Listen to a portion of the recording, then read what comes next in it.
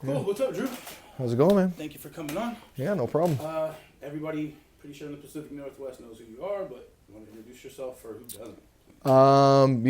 My name is Drew Brokenshire. I'm owner of Ludusport Academy and Gym in Tacoma. I've been fighting since 2007. I've been at it a long time. Yeah, you have. Yeah. Well, I remember when I first got into it, I don't know if you're holding titles or whatever, but I started in 2011 under Crew Jones. Yeah. So I was about to go pro at that point. Yeah. I was, yeah. You're a So big name right when I started. yeah, So, a lot of amateur titles and stuff like that. that's Mhm. always fun. Yeah. Yeah. So, you just recently moved to a new location. Can you tell me about that? So no, we haven't Oh. moved yet. Okay. But we've been at a new location for the past 3 years. So now we're moving once again, doubling our space out in Tacoma, just off of Pacific and 26th Street. So really excited about that, and just excited to have a bigger space that we could accommodate more classes and more people. It's always good to grow and have that expansion, that good feeling, because it's. I don't know why, but this sport is. I mean, I know why. The sport's so popular now. It's like you open up more space, people are gonna start showing up. Absolutely, and from the jiu-jitsu to the kickboxing to the MMA, like all of it, and it's just so good for people. They're coming in, they're getting a workout in, they're learning things, and it's just good for the mental and physical health. So Definitely, it's definitely different than just going to do your standard workouts at regular gyms and stuff like that. You get to take away knowledge that's gonna last you forever. exactly, yeah, nobody can take that from you. And I'm not big on the lifting weights and things like that. Like, it's something you kind of need to do, but it's not as fun, right? Like getting to interact with other people, working with a partner, Yeah. sparring, rolling, figuring out problems and problem solving with people. That's the real fun part. Definitely, yeah. You get a lot of high level problem solvers in this sport. Mm-hmm. And even when they first start, you get addicted to it because it's like doing math problems or getting punched in the face, kind of is the joke I make. For sure.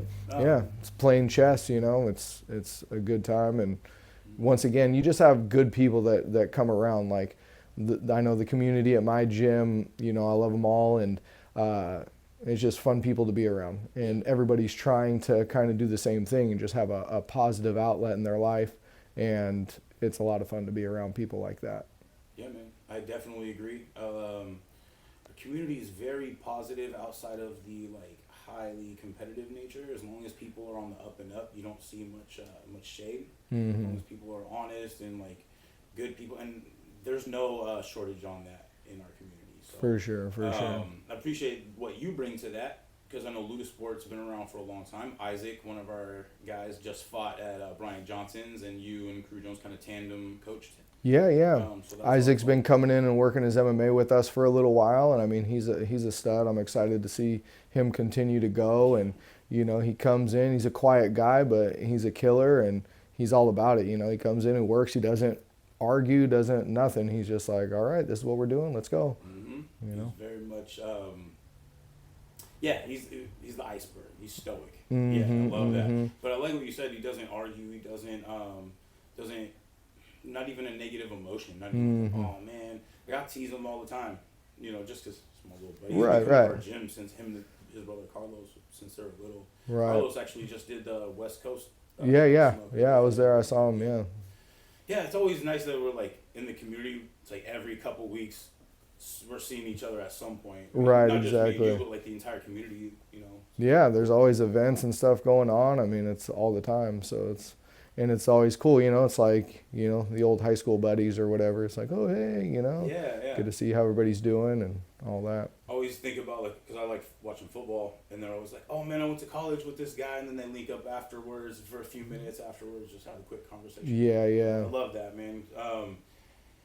But doing the podcast is the first time I've actually got to sit down long form with anybody. So appreciate you coming on. Absolutely. I know we talked about a handful of events and finally made it happen. So Yep, no problem, man. Glad to be here. yeah. So who do you have that's on the up and coming, up on the rise at Ludusport?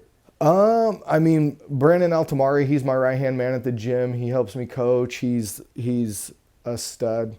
unfortunately, he's just had a run of bad luck this past few months. We've had a bunch of fights coming up and falling out and things like that. And he's like so primed and ready, and I can't wait to see him back in there and showing what he's been working on. But everything just keeps falling apart. The Little Creek Casino was going to have a show, and they just like postponed it. And so that kind of pulled the rug out from him. Before that, he was up for a title in Montana, and the opponent got hurt. So it's just been like freaking hit after hit. So we're looking hard to try and get him on something as soon as possible, because he's in shape, ready to go, and, he's primed. So besides him, Allison Dubbs, she's been super active. She's been doing a great job, and, we're excited for her to get back in there here soon. Nothing lined up yet. She's amateur and been putting in a lot of work.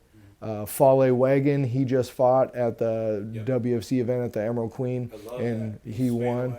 Yep. He came out to one of my favorite songs, 253 by Feist. Oh yeah. I fucking grew up listening. Not grew up, but like when listening to that song. Yeah. So that wasn't supposed to be his intro song. Oh really? But that was just like the stock one they did. So I mean, it worked out. It was good. He's from this area, so I wanted that to be the intro song of my podcast. Oh yeah.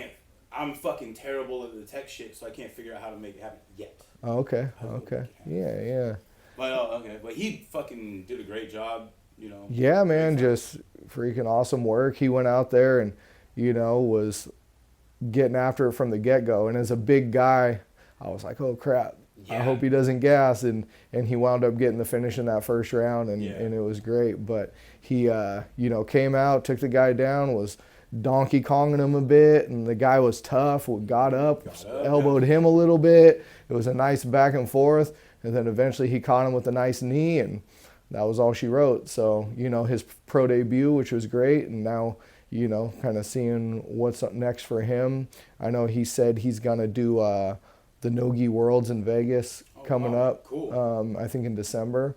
So, that'll be exciting for him. Go out there and get some grappling in, and he's definitely an up-and-comer. That'll be good to see. He's got that strong wrestling background, and he's working hard at it. So love it, man. Fucking anytime somebody comes from Spanaway, I'm always just like, this is. Yeah. But and that's actually that was a great win on a big card at the biggest casino in the area. Yeah, I'm definitely close. So big show, big spotlight. Big venue, it's always good. Hopefully that leads to some bigger opportunities for him. For sure. Yeah, and I mean right now it's just getting him more experience and just trying to take up the wins and go from there, but definitely see big things on the horizon for him. And then he has a little brother that's been training. He just had his first MMA fight. It didn't go the way he wanted, but he's got a lot of talent and he's tough just like Fale.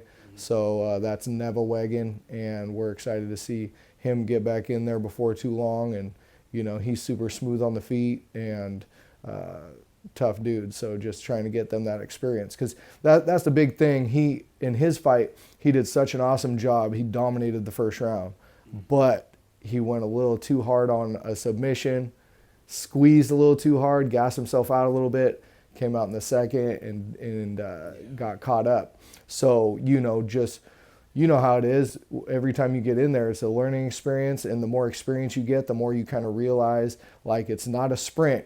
It's a tactical thing. Yeah. So, it's riding the wave. You got these guys with so much talent. And as long as they realize that the experience will build and it'll make everything better over time, So it's a matter of kind of harnessing yourself and turning yourself into like a specific tool rather than just like a blunt instrument, Yeah, so. Just trying to win. So you got a guy, Nate, he's actually doing the redemption card on January 6th, but I always tell him, like, you're too greedy. Like, you want to knock everybody out every shot, and then he's like, oh damn, like it's not working. It's funny watching him and Crew Jones go, because Crew Jones is about to turn 50, but he don't fight like it. He'll sit there and let you punch him in the dome, like just to create. Yeah. What the fuck, dude? So anyway, Nate's throwing these he's southpaw, he's throwing his jab and his cross heavy, and he's like, damn, what am I gonna do? Like, when that doesn't work, that's your fucking game plan. Like, what are you gonna do? So you have to be able to pace yourself, like you said. Those learning experiences, sometimes they come tough. For sure. And just like you said, it's technique over everything, right? Like, if you have power, that's great. But if you rely on power, you're gonna have a tough dude that is just gonna wear it like Crew Brian, you know?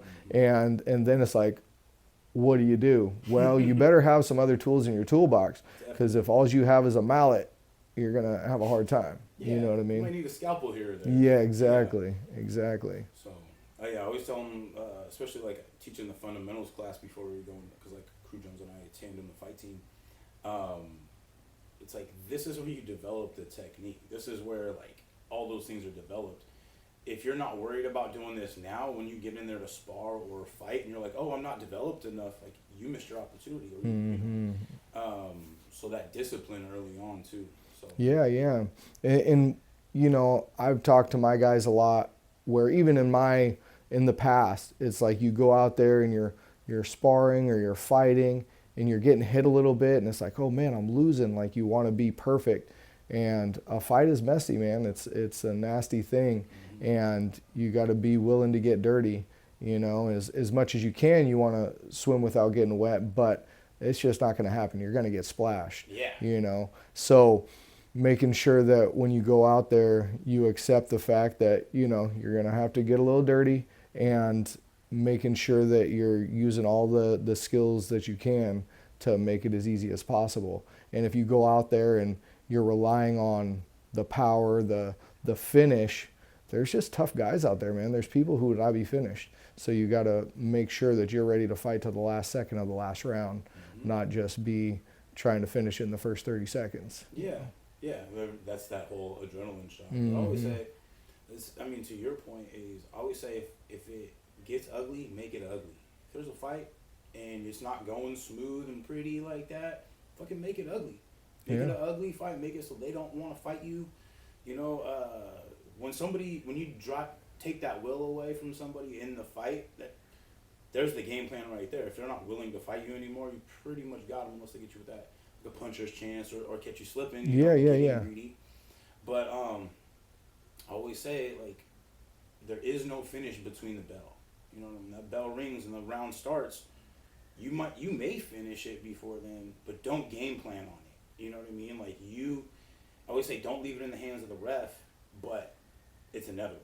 Right. So you do your best to capitalize on these opportunities, but not to get greedy. It's like fine line. It's like, I like your analogy of swimming. You know, sometimes you just gotta fucking fight your way to the shore. And it's gotta be an ugly swim, and you gotta get there. And sometimes it's nice and smooth. Right. You know, and sometimes it goes way smoother than you'd even expect. And you can't expect any two fights to be the same. It's just all of that shit. But yeah, man, you're doing the right thing. Obviously, you got the right attitude. Yeah, one of the main things I tell guys a lot is, like, I want to finish them in the last second of the last round. Like, that's the aim. So if it doesn't happen before then, whatever. I'm expecting them to finish in the last second. If it doesn't happen in the last second, well, 1 second ticks off. The fight's over. Here we go. That's really good. You know, that's the way I kind of try and tell people. Small kind of talk, you know, with fight. Yeah, I like that precision though. I know I've seen you fight a long time ago, but yeah, fucking. I like the precision on the stand up because that's what I do. But when you're game on the ground, it's a different world, especially with people that because it takes so much longer to learn ground game than striking, and that's why I like when you see high school wrestlers and stuff, because they really have that head start, especially in the striking sport. Even though there are adjustments that have to be made for stand up and all that. 100%, and even in the grappling, right? Because you got people that are going to feed their head for guillotines and things like that. Right. So, but those are pretty quick things to learn overall. Like, you get caught in 100 guillotines, you'll probably start learning pretty quick. You know, but one of the things that I always tell people, and I have a lot of kids that come into my gym, and, you know, wrestling season rolls around, I'm like, I love to have you here. I want you to be here, but it's wrestling season. Like, that is so invaluable. Yeah. Like, go get that experience, go work your ass off, go get every one of those wrestling matches is like a fight. You know, when I first came into fighting, my first match, I was hardly nervous.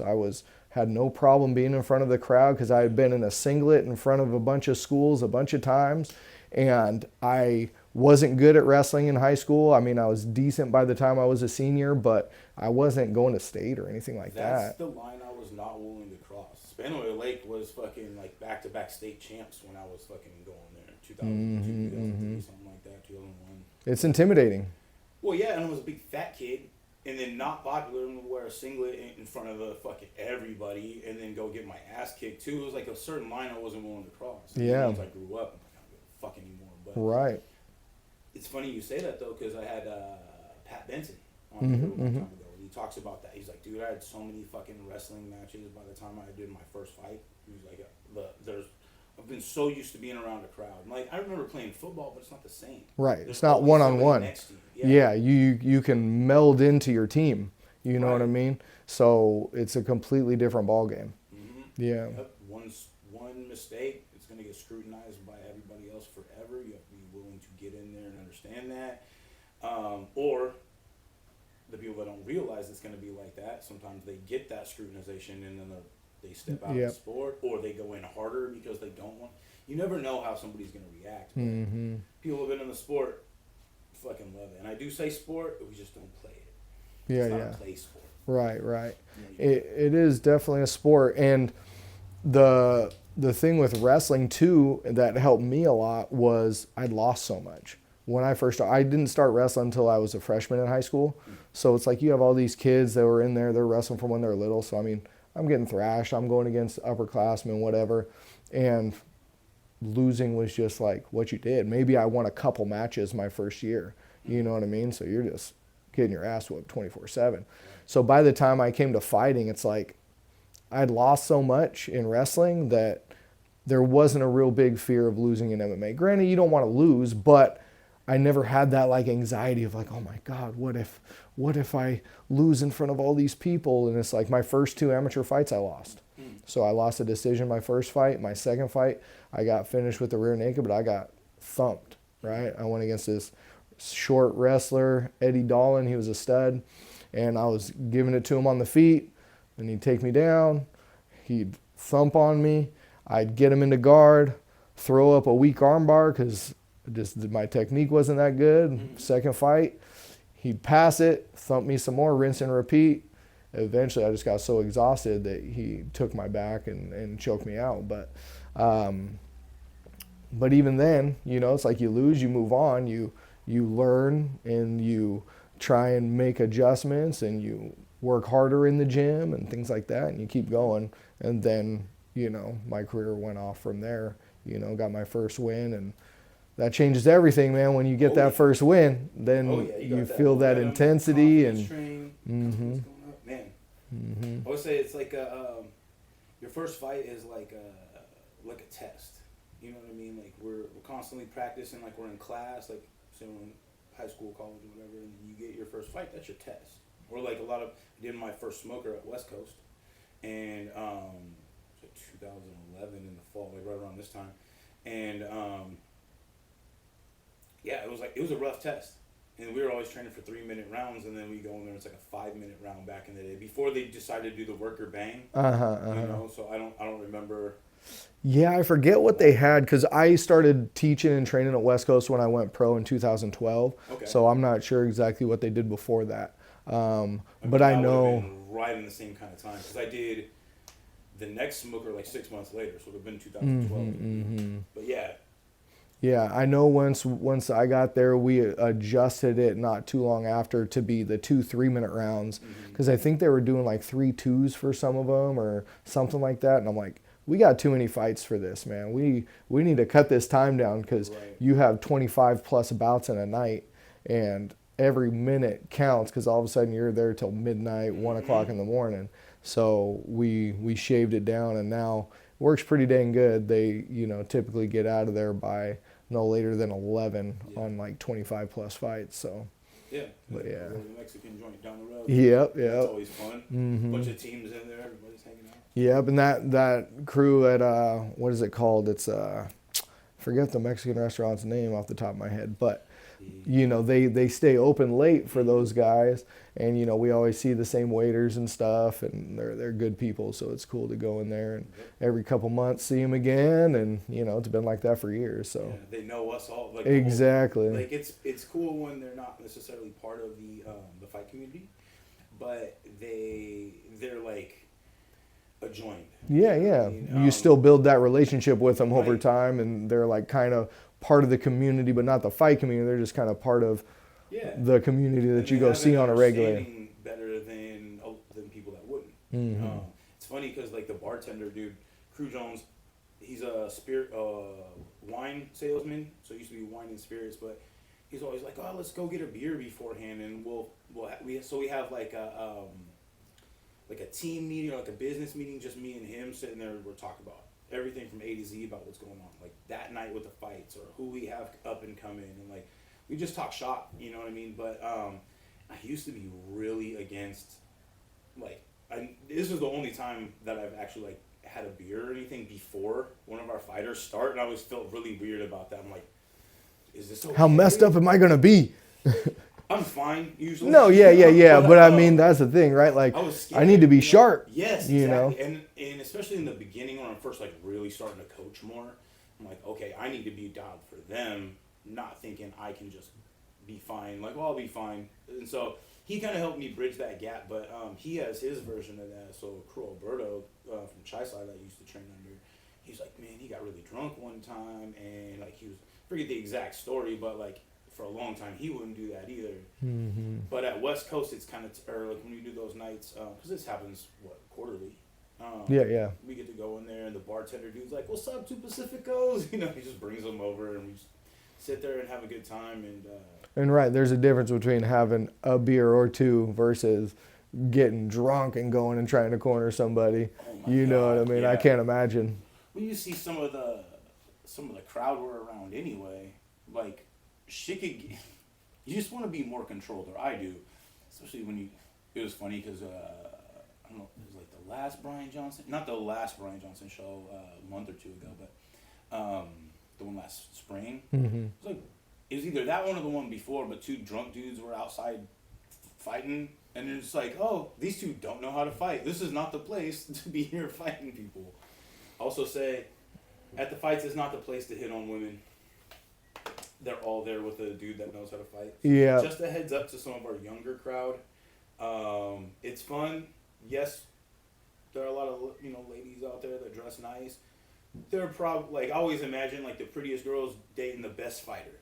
Yeah. So like, because there's a couple of our students that we were having this conversation with a couple weeks ago. I'm like, hey man, just be aware what you're walking into. Mm-hmm. So, but it's always interesting to see the outside community come in, and you see how they always operate and act. And I mean the more like the buddies, not like the parents or brother sister type stuff. But like the spectator fans, the ones that watch maybe too much UFC, that kind of stuff, and or not enough, or whatever it might be. Yeah, it's always that weird fine line. Or maybe like enough to get rowdy. Yeah. But not enough. Well, and that's the thing. Like you said, the people that are doing that are not the people that train. Right. There was an altercation at the Emerald Queen this last fight afterwards at the bar, and video. Yeah, oh really? There's video. Omar, but, yeah. I mean, not Omar. Yeah, but and I mean, it was a legitimate reason. Like somebody was accused of kind of groping a woman, whatever, and again, this is where the conversation comes. And then alcohol. It obviously is just not great for social interactions once you get to that level, and especially when somebody's acting like a jackass. But all the fighters, everybody that I saw around that was a trained person, like they were all just like watching and not involved. And obviously some of us were splitting it up, and and guys are ready to hop in if they need to. But luckily it was just like a little scuffle, a little wrestling match, nothing crazy was going on.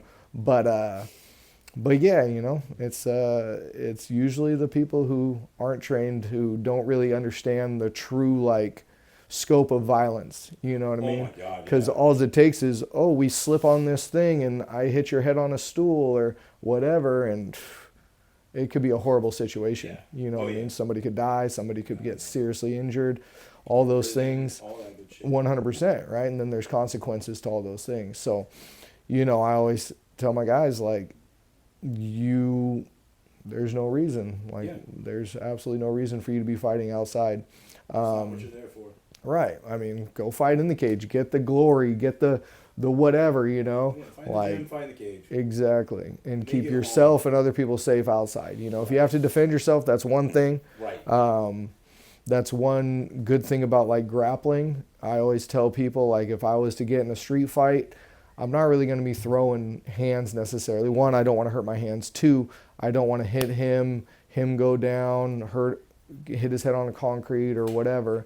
So like jiu-jitsu is great for that. Grappling is great for that because you can choke somebody out and it's not going to do any lasting damage and it's going to subdue the person, or you just control them. You know, you see Yeah. videos all the time. Like I remember a while back there was a video of like Matt Serra at a restaurant just First thing that popped in my head. yeah, holding the guy down. He's just holding like, his arms. He's like, chill out, buddy. Yeah. You know, Just controlling his arms and like fucking. yeah, out. making him look like a 5-year-old. You And know, that's Matt Serra. Like, right. That's like, You know, I mean, very high level. yes. It's like. But you get somebody's back, you freaking flatten them out. Like somebody who's got a decent amount of training against somebody who doesn't have any training, you'll be able to subdue them pretty handily, I hope. Well, and I feel like the experience of training inside the gym, after a certain amount, you really, because more new people trickle in all the time. I'm sure it happens for us. I'm sure it happens. Yeah. And they come and go. And when you get those new people that are greedy or wanna prove themselves for whatever reason, you find out how easy it is to manipulate people that are untrained. It's not worth it. It's like this. It's like picking up a baby and moving them around. It's like it's just not worth it. I don't know.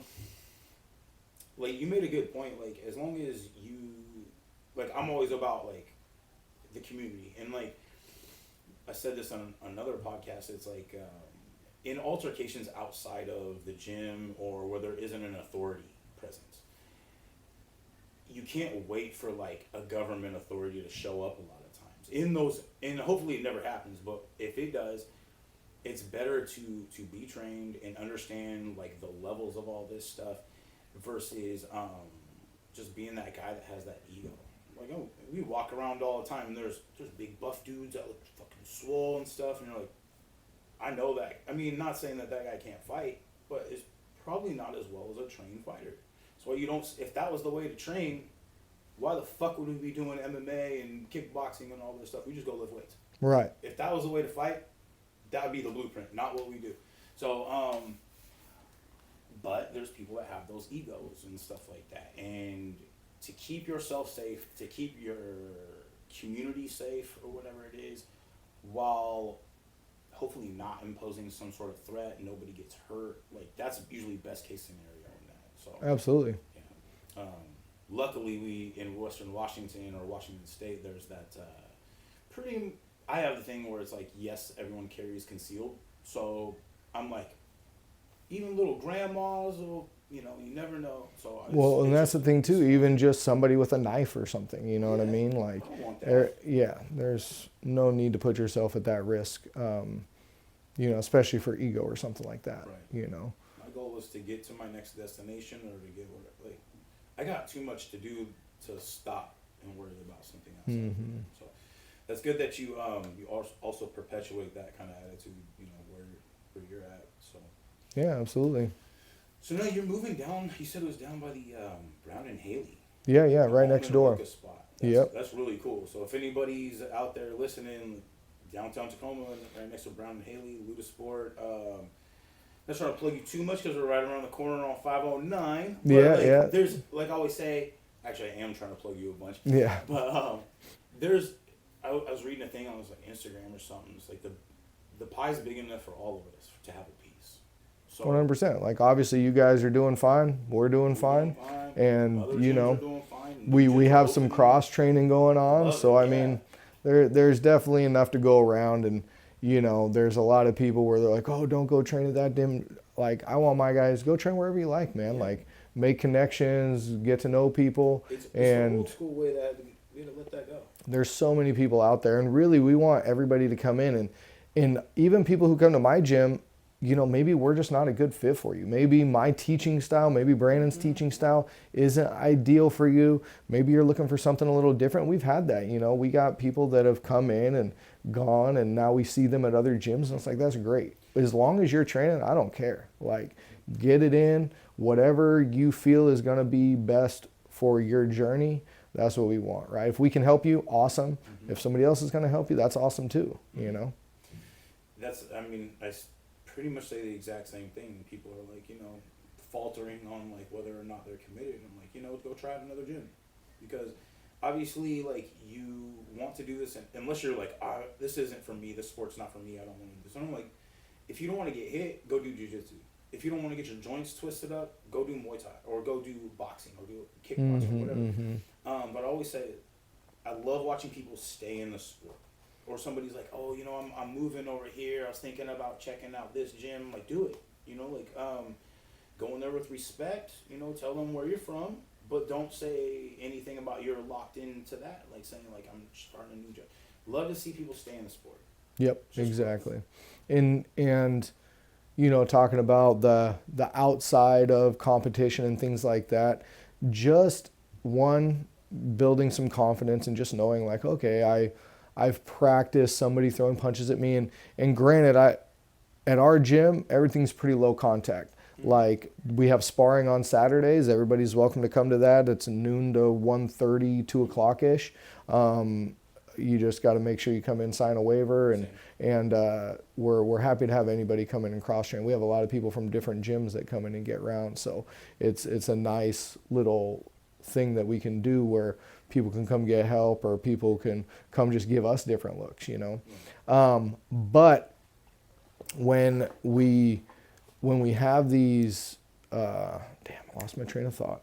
You're talking about stuff that happens outside of the gym? Yes. So that confidence of being able to kind of control your adrenaline a little bit, because I don't know for you if you've ever had like a super high stress, like life and death even type situation, but it's very hard to think. It's very hard to stay calm. It's very hard to not freak out. It's very hard to, you know, there's the fight, flight, freeze, right?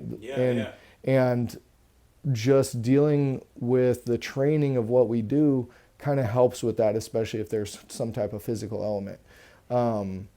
And I know at our gym, anybody can come. We have people 50, 60 years old.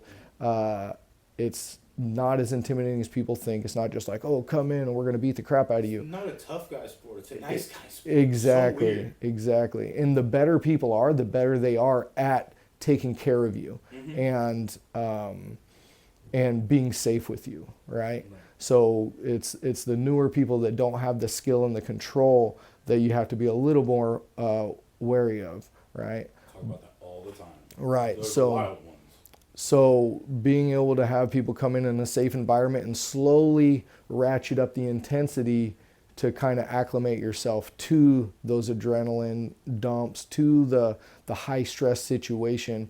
It's just very important in my opinion, especially like I've done some like self-defense classes with women and things like that. And ultimately I want them to know, like, you just got to be semi-comfortable with somebody being on you, somebody grabbing you, somebody trying to hit you or whatever it is, because you have to be able to think semi-clearly if you want to get out of these situations somewhat safely, you know. Your brain has to move past the oh shit factor. And a lot, like to your point, I think all women should do some sort of self-defense. I love jiu-jitsu for that fact. And it eliminates that, like, oh shit, there is somebody on me. That's such an important thing, I think, in not just for women, but for combat sports, to be able to start and not, it's threatening enough to walk in there. It's intimidating enough to go in there, and to really, like we had one of my somebody I know from outside the gym. I don't say names if I don't. They just recently did the 3-day trial at our gym, and they were watching sparring for a little bit, and just watching that can be intimidating. It's like, fuck, these people are like punching and kicking each other. In reality, I wouldn't have that person spar for a long time. Mm-hmm. Now, there are other members of our gym and the coaching staff that let it happen day one, and I discourage that. But nothing but love to those people. It's just not my call. Well, and I think if you, like some people, like you got these young kids that are gung-ho and they're just like, I want to spar. Right. And okay,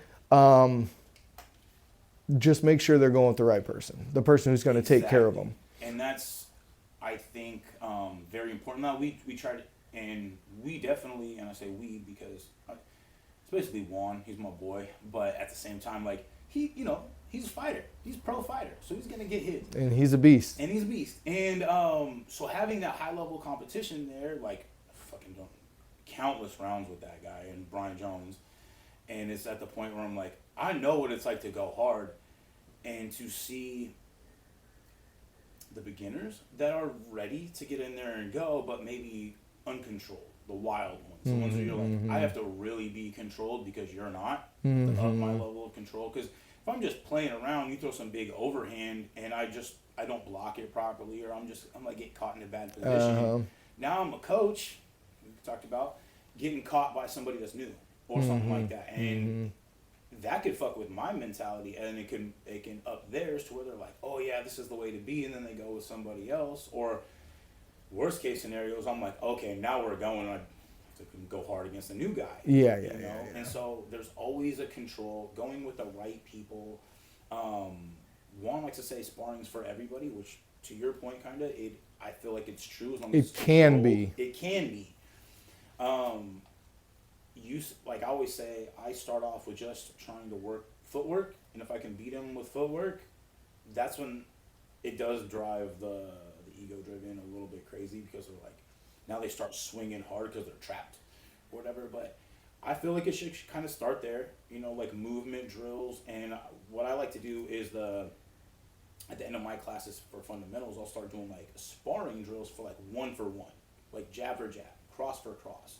Or these are the options that you have for striking. 1-for-1, if I throw a jab, you evade, block, slip, whatever, and then you throw a jab. And it's for the defender, not for the striker. Right. It's to develop that defense, to develop those reads, because I always make the joke about Bart and Lisa Simpson, and it's like, yeah, anybody can just start walking towards each other with your limbs flailing. That doesn't mean you know how to fight. It means that you're going to fight each other, not will.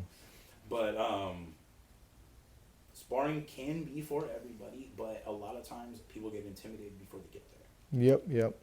And like I've said, and I'm, being redundant a little bit, but it's just so important. If you got somebody who's new who's sparring, you don't want to like two new guys going at each other. No. Because then you just got this whirlwind, like Tasmanian devil style twister going on. Yeah. So you want somebody who, like you said, they can use footwork. Like, I can keep myself safe and still like touch them without hurting them, give them the experience without giving them the damage, things like that, and then build from there. And the more they realize, like, oh, me going ape shit isn't helping me get to this guy. He's too good. I got to use this more. You know what I mean? Because that's what it comes down to. It's a level of maturity inside the sport. And inside the gym, like you said, ego. It's easy to let your ego flare up, where you're like, somebody hits you a little bit and you're just like, what? Like, I got to get this guy. Like, you just got to tone that down. Like, if you're better than that guy, you need to have confidence that you're better than that guy. You don't need to prove it to him. Like, prove it by being so controlled that, you're not going to let him hit you with that again. And you can do anything you want nice and light to him without hurting him, and still keep yourself defended. And they realize that they're going to be like, oh, this is like Neo in the Matrix. He's just freaking I love that. Bullet timing, I would say, like, well, I mean, it's just kind of to your point. So, like, they're always to the ego. So, like, Kyle, our owner, Kyle Mitchell. Yeah. He always says, he's a beast, too. He's a fucking beast. Big dude. The Hulk. scary. So I told a little story when Ken Dunbar was on my podcast about was using my elbows to break the guard. R.J. Murphy taught me that like first couple times, and then I do it to Brian Jones. He's like, "Don't do that. Why'd you do that? So you do that to Bladen or Kyle, they're gonna fuck you up."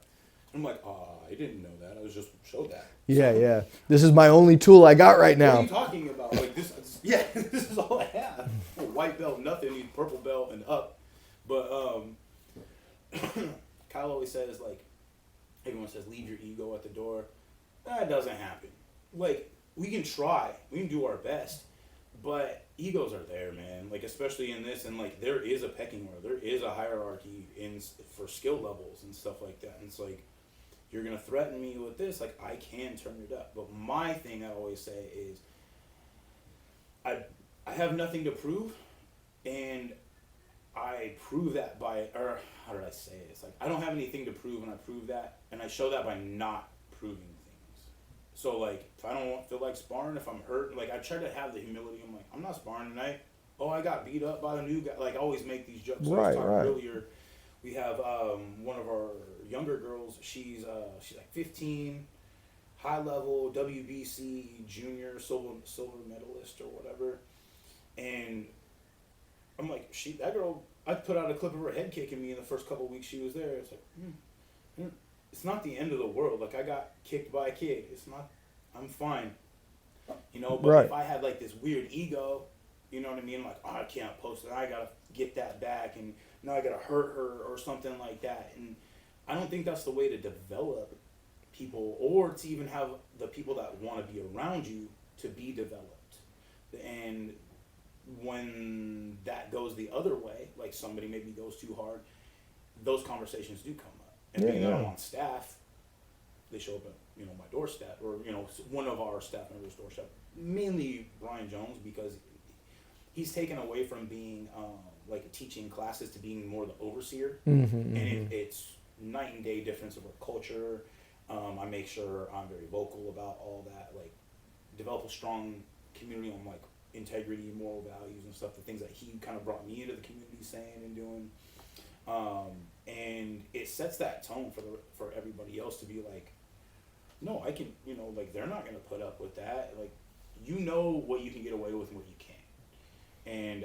And there's people that, you can have those ego clashes with, and those are going to be people that are contentious with you, not people that are way below you or something, Right. That's me and Jones. Not contentious at all. But it's to the point where But yeah, you can go at him, and you don't have to worry about hurting him or him being like. About him hurting me though. Right. He's still. I'm like, what the fuck? Yeah. But it's always fun because there's no egos and animosity. Like we've gone, those 1,000 rounds or whatever. I mean, I don't know how many rounds you've gone, obviously, but so many rounds that it's like one punch, one round. It doesn't fucking matter.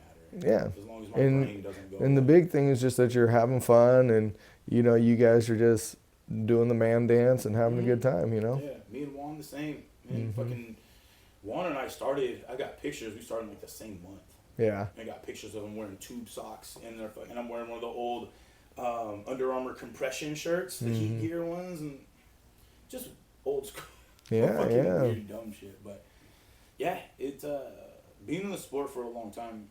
You can learn that, or you develop that inside the gym, but you can learn that when you go to other places too. Like when you have your open sparring and say somebody else that's high level, like they're probably not trying to take your head off. They're trying to work. Right. What's up, man? And I like to start at like the lowest impact level.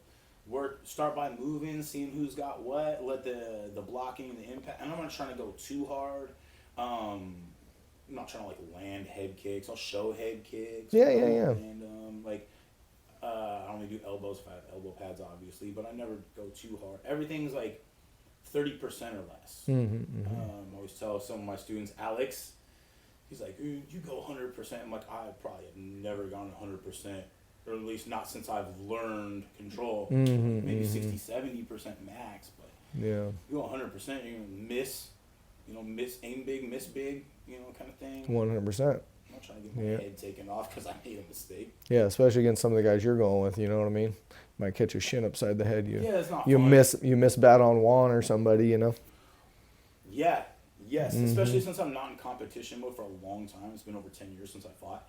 So those little like discrepancies, those little mistakes and stuff, those bad habits that maybe aren't as dialed as they could be, or like a play sparring round or something like that. Like, Mm-hmm. oh, I need to have my hands out instead of here. I need to be here. Little adjustments like that, you can really pay the price. So Big it's time. good to have that control. Mm-hmm.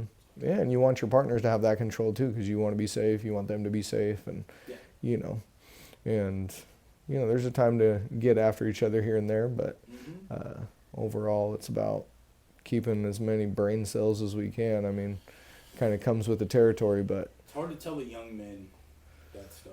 Mm-hmm. Young men specifically. I mean, I'm sure there are women out there you're going to tell that to as well, but the egotism of the young man coming into an egotistical sport, or like, because there is a winner and a loser. So, Yeah. I mean, maybe not always say Not try to win overtly, sparring. it's not like afterwards we're going to announce it, Right. but most people are kind of taking notes in their head a little bit, especially newer people, Mm-hmm.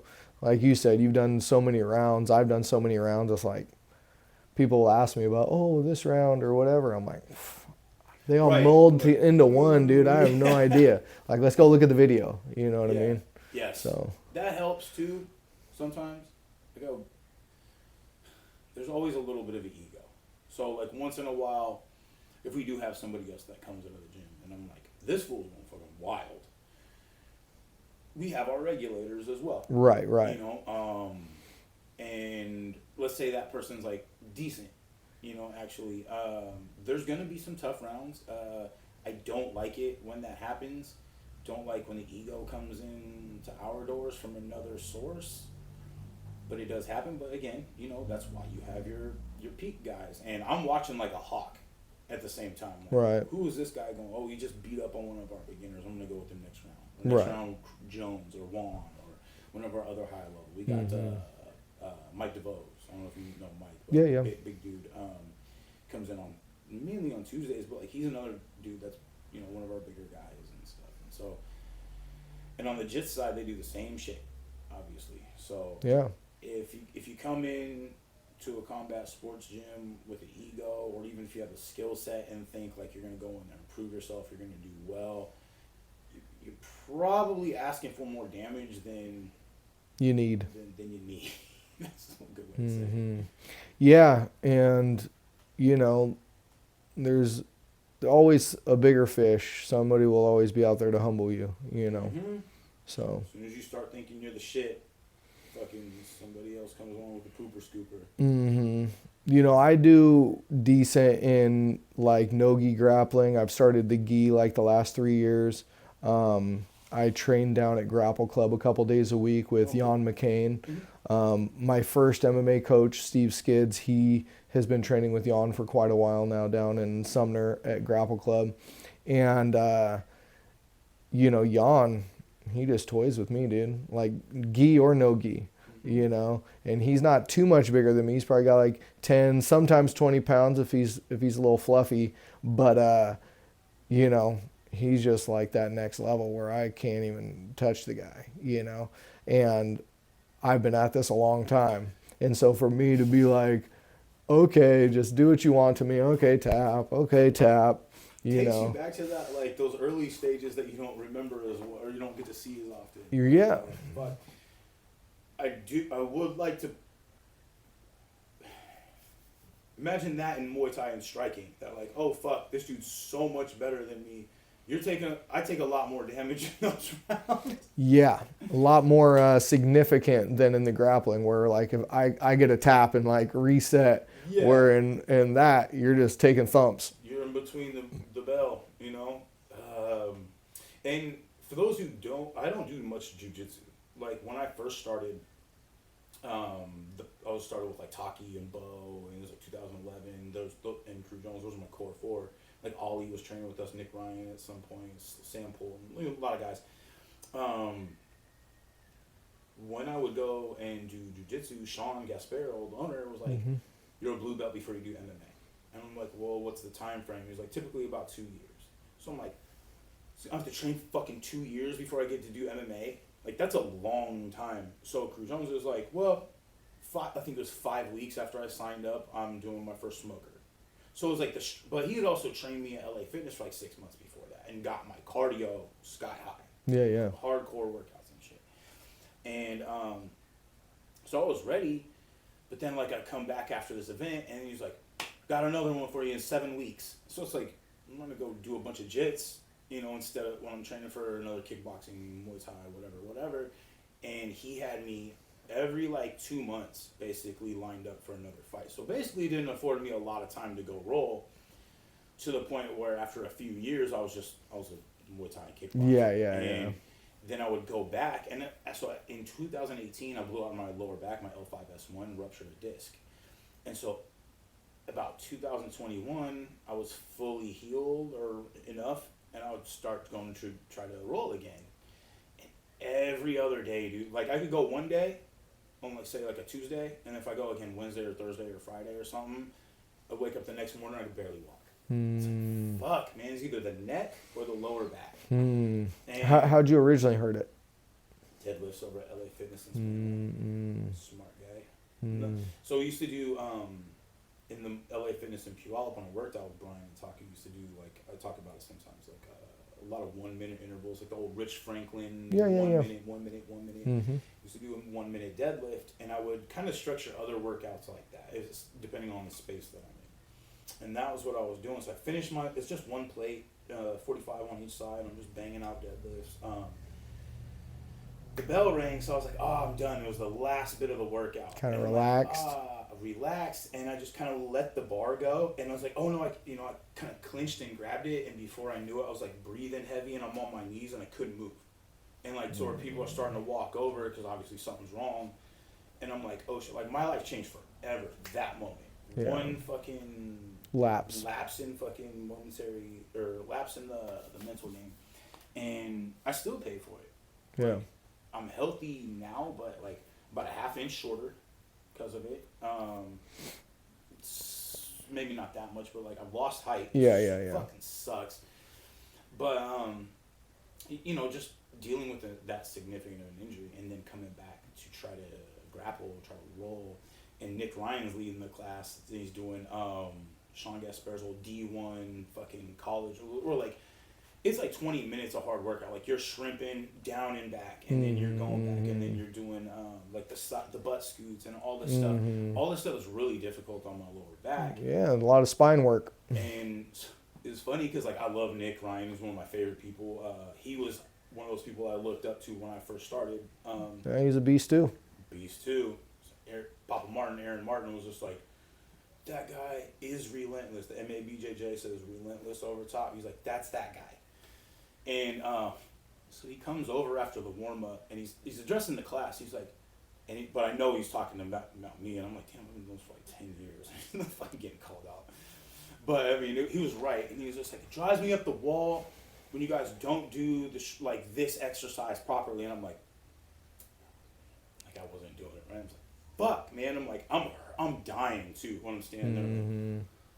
I'm dying, I'm trying, and I'm like, it kind of came into the point where I was like, as much as I want to do, maybe this isn't right for me. Yeah. It sucks, but I can go do Muay Thai, no problem. Right. Yeah. Body just knows it too well. Yeah. Well, and it's just when you're like anytime you're doing all this stuff, you're contorting your spine. Muay Thai, you're more upright. You know what I mean? So you aren't having all that flex on your spine. So it makes sense. And not being compounded and compressed by another person right. in those situations. Yeah. It's a freaking violent chiropractor, Yeah, I know one of the guys at my gym, Ben, he actually wrestled with me in high school, and he joined the gym a couple years ago, and he's been coming in. So I looked up to him a lot. His name's Ben Warner, and he was like one of my team captains when I was like probably a sophomore or something. Awesome, yeah. And we'd like go to the school like before school started, like 6 a.m., go run stadiums and stuff and crap like that. And, but he just hurt his back doing squats. And like usually I like deadlifts because you can kind of really keep everything locked in place the way you need to. Squats, it's just more, compressing from top down. Yeah, and then it's just a little bit more Yeah. hazardous, in my opinion.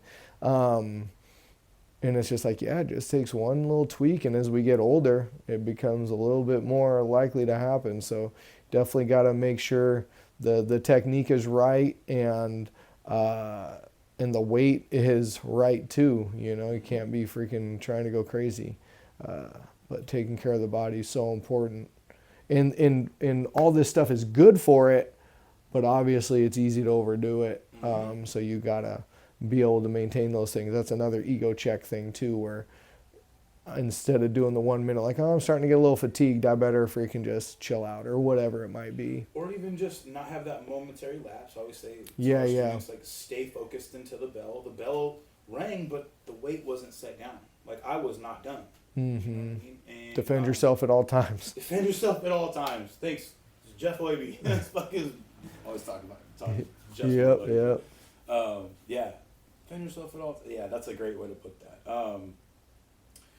Kind of to your point, like, that's why I don't, not necessarily why, like in football in high school, was always like in the weight room, would show up early sometimes and be like, oh, you go in the weight room, spend away, like, get to class on time.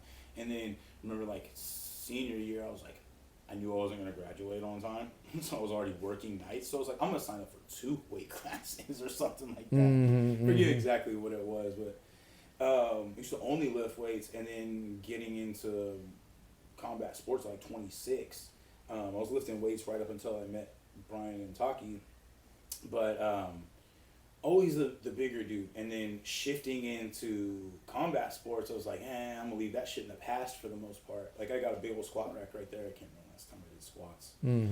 But I was the opposite. I was always way better at form and strength on squats than I was on deadlifts. And not necessarily, mean anything for the day I hurt myself, because I dropped the weight. Right, yeah. But shifting into combat sports, where it's like, that's not a priority. And like, knowing how to move, like, I've become less mobile, less range of motion when I lift heavier weights. I'm slower. Maybe my punches land, like, I don't read things as well. Slower all around. Like, I go for a run and I feel heavier. Just all these little aspects. And what are you doing? You know what I mean? Like, if I had to go and if I was doing construction and had to pick up heavy shit all day, it'd probably be very beneficial. But being that I coach, I need to be fluid. I need to be good at my craft. Smooth. Yeah, smooth. And then back to the outside world stuff, like, I can move all day. Like, what do we do all day? Do we lift heavy stuff? No, we move around all day. We walk. We, this, that, and the third. And to be able to be fluid like that has given me so much more, has increased my quality of life better than it ever did when I was a weightlifter. Unless I was like unloading the semi-trucks, which was a big thing that I did for a long time, about warehouse work. That was basically the only time it would be beneficial. And even when I look at that now, I can move better than I used to be able to. So I can't say that for sure. Yeah. But yeah, I know I worked with Chris, I'm spacing on his last name for some reason, but he does Ascend Perform. He does Brandon's strength training stuff, and he does it remotely for us because he lives over towards the east. And he did it for me for a couple of my last fights, and it was amazing, dude. Like, it was pretty low impact and very effective. And because I used to do the same as you, more like CrossFit style, where it's like 1 minute just hitting this, 1 minute hitting this, go do this. And it's like MMA, CrossFit. Right, stuff like that. And that stuff's good too. But it can wear on you in a way that can be kind of degrading over time. Yeah, definitely did. I had times when I had overtrained before my first pro title fight. I lost my first pro fight, and I went into the fight, and I was just like exhausted 10 seconds in. I thought that was the way to train back then. Yeah. I didn't know that. I'm like, what is overtraining? Yeah. Like, you mean I'm not supposed to be exhausted at every point? Yeah. Because that's for years. Yeah. No, you're good. And I wound up just kind of getting wrestled the whole time, went to a decision and lost that one, and then we changed it up.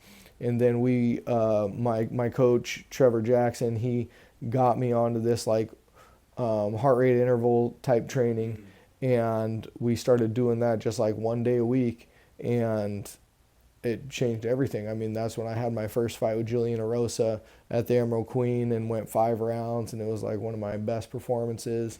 And that was right after losing and being overtrained and being exhausted. And it was like not that long after. It was like a couple months. That was it. And maybe not even a couple months. But that the different styles of training. And then when I was working with Chris at Ascend Perform, he was having me just, it's like, do these. It's not like super intense. Like obviously don't take too much of a break, but you're taking breaks. And you hit this exercise, a lot of like rotational stuff with like, whatchamacallem, like pulley systems, you know what I mean? Things like that. And so it's like smooth motions with tension the whole time and things like that. And I'm like, is this going to work? And it was just fine. Like I felt great. And it was very low impact on a lot of the things that I was doing. And I was able to kind of protect my body that way. So it's just amazing. As time goes on, we learn more and more about training in these ways. And there's just so many different ways to do it. There, obviously the old school intense, minute, that works. I had some good success with it. You can't do it too much, but there's also ways to keep yourself safer that work probably just as well, And you probably had to go through those old school times to figure out that there's a better way to do it. Right. And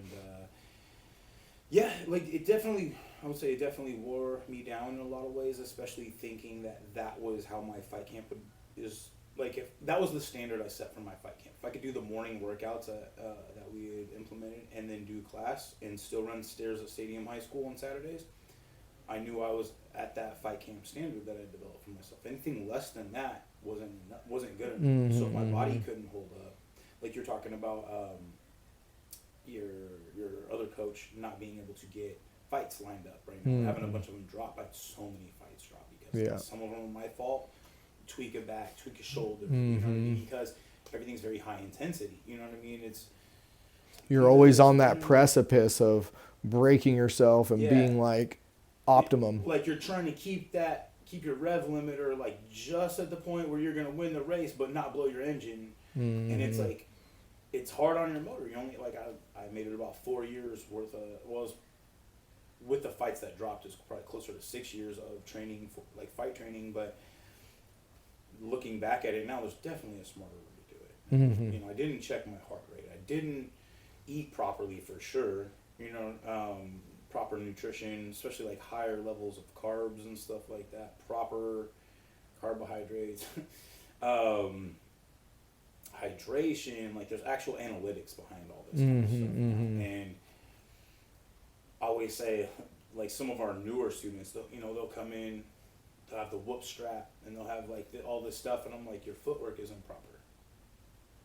So like, oh my heart rate's perfect, blah blah blah, or maybe like I need to dial this back. Like maybe you should move properly first. Maybe you train your body so it's efficient and it doesn't have to work as hard in these aspects, and then fuel it properly. Make sure it gets plenty of rest. And I would remember for like years I would sleep for 4 or 5 hours a night.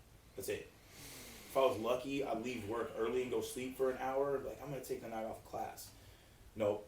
I'd sleep for like an hour and I'm like, no, dumbass, go get some rest. Seriously, very important. Very important. Hugely important. So that's what heals us. It's what gets us back in there. Otherwise, you just tear yourself apart. Also, what makes your brain work, So if your brain's not working, you can do all the work in the gym you want, but things aren't sticking, Right. Things just slide out. Well, and the fact that if your brain's not working properly and it's getting punched and kicked, it's all, all bad. This is the thing that you got to protect the most, I'd say. Your body, doing combat sports, you're going to get hurt, you're going to get injured, shit's going to go wrong. You look at anybody that's in the sport long enough and they've got some significant injuries, especially like I got my back, I'm sure you've got some stuff to talk about. I look at Brian Jones Jr. blew out his knee fucking in a wild style. Yeah. I don't know if you're... Yeah. Pretty I sure know. everybody's been around the sport long enough knows that. But this fucking guy would be, before his second surgery, he'd be in a full brace, back at LA Fitness, pushing one sled while dragging the other. And it's like, some people just like have this I will not quit. Mm-hmm. And if he had like a quit thing in him, his knee would probably be 10 times worse right now, because he'd be sedentary and it'd be getting worse and the inflammation would go up from all that. Him like refusing to let off the gas is probably what's saving him.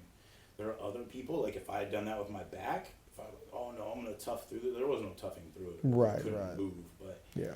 I think of all of us though, like insisting on getting back to combat sports or staying moving, or like insisting that we maintain this quality of life that it has given us, helps to save us too. Yeah, yeah.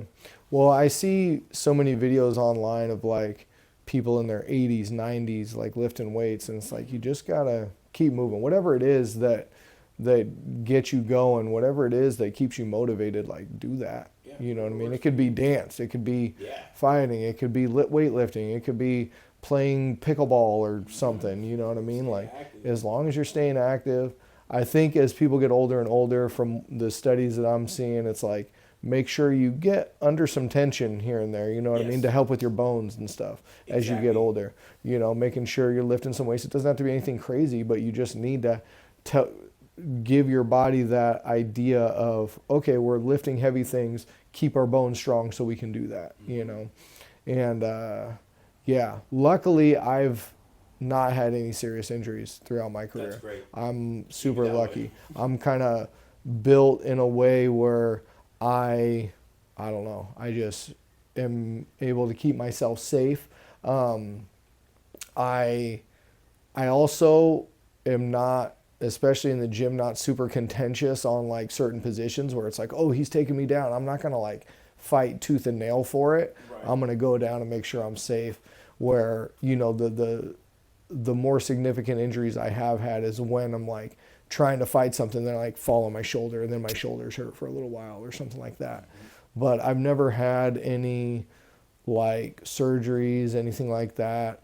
I've had, you know, probably some little fractures here and there.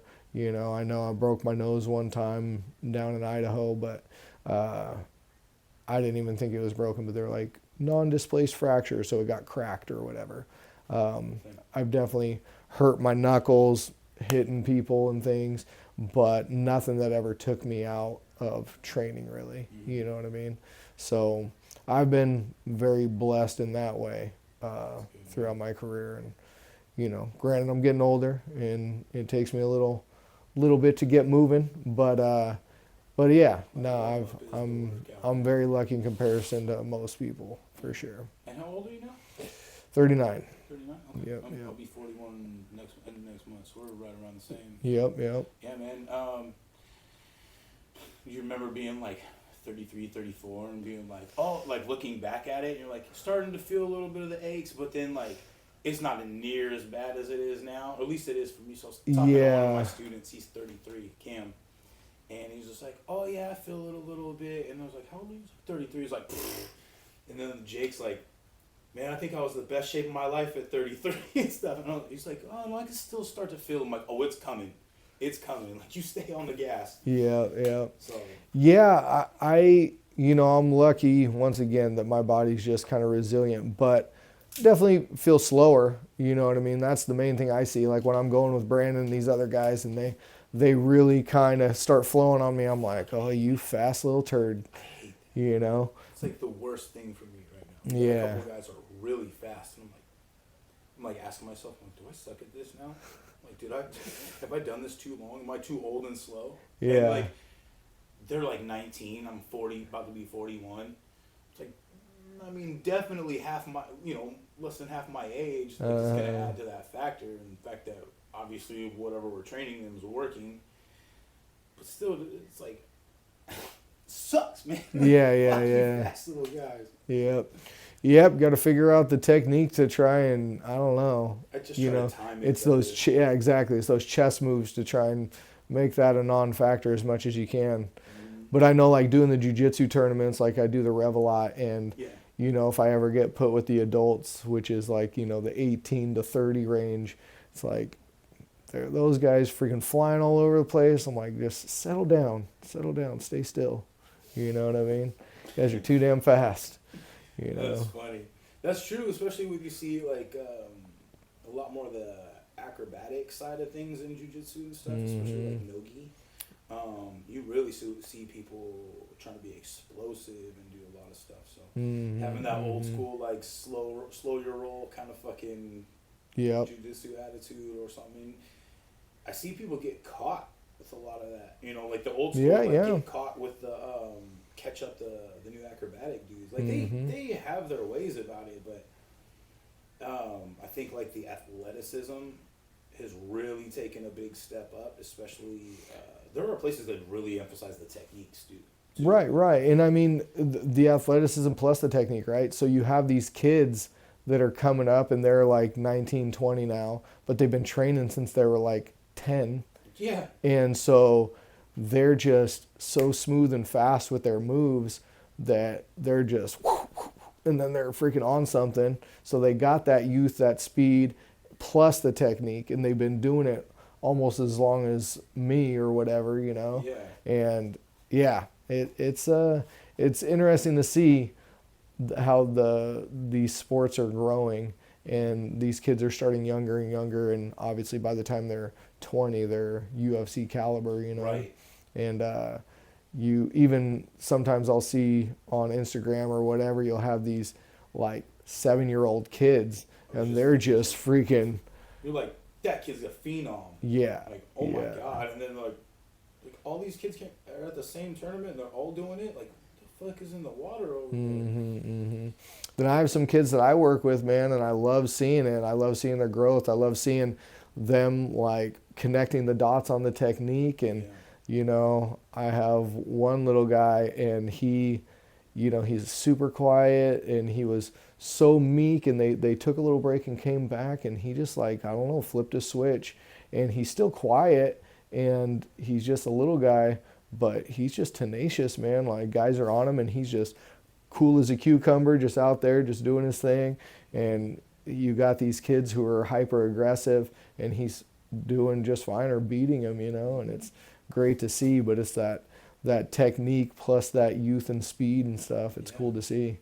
Now, do you think that the evolution of the sport, let's say from the original UFC, or like back when you hear about the Dean Listers and all, you know, like the people that are doing jits in the 90s before anybody heard of it, kind of thing, or before it was mainstream, you see, them going through the hard, tough shit, like I always talk about fucking Don Fry, you know what I mean, like those kind of guys, you know.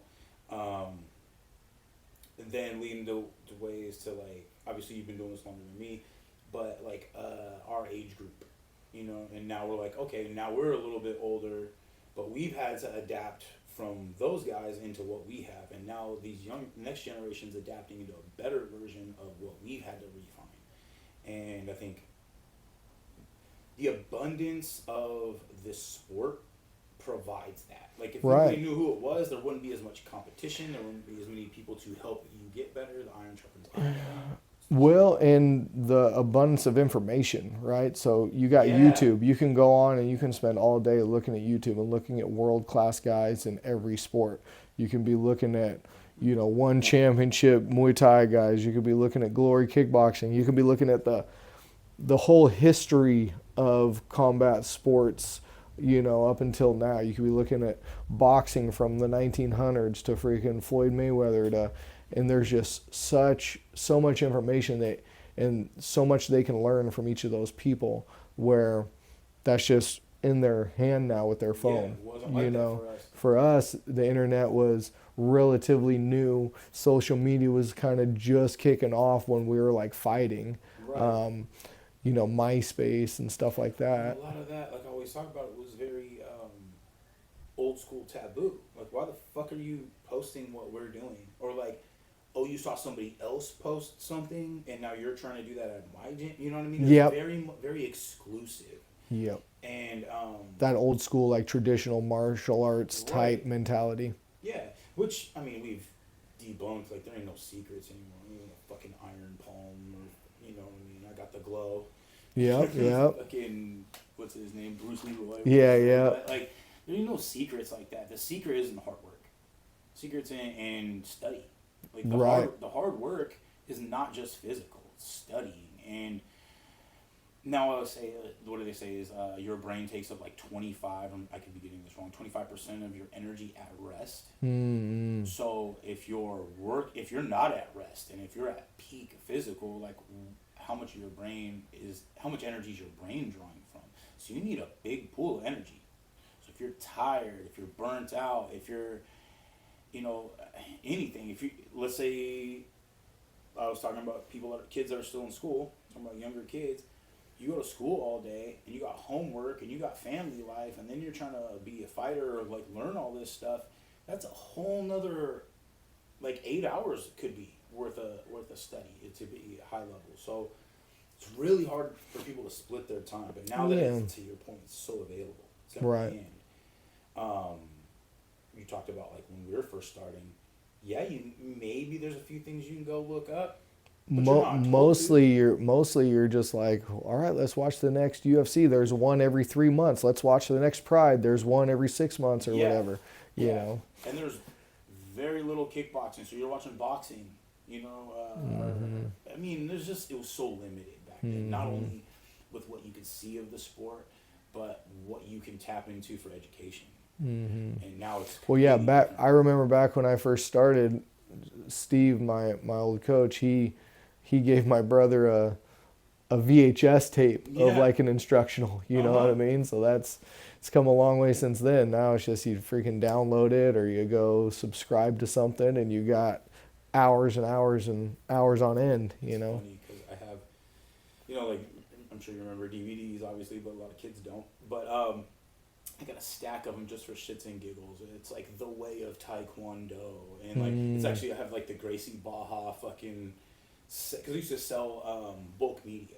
So like people ship in like these big pallets worth of stuff, and I'd separate it like CDs, DVDs, video games, and stuff. And I'm like, Gracie Baja Fundamentals Volumes 1 through 4.